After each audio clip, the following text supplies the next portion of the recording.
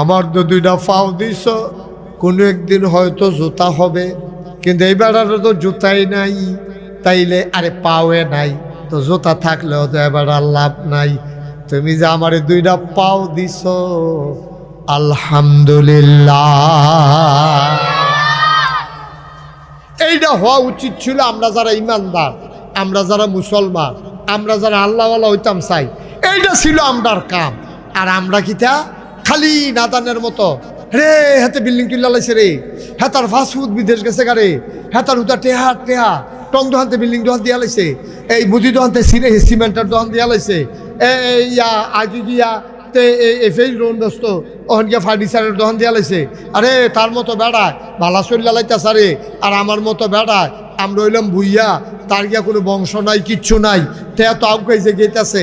আমরা রইল শুধু এই হাহুতাস, এই হিংসা বিদ্বেষ, দোহানো বইয়া বইয়া ফাওয়ালাভ, কোনো আল্লাহর শুক্রিয়া নাই। ঠিক কিনা?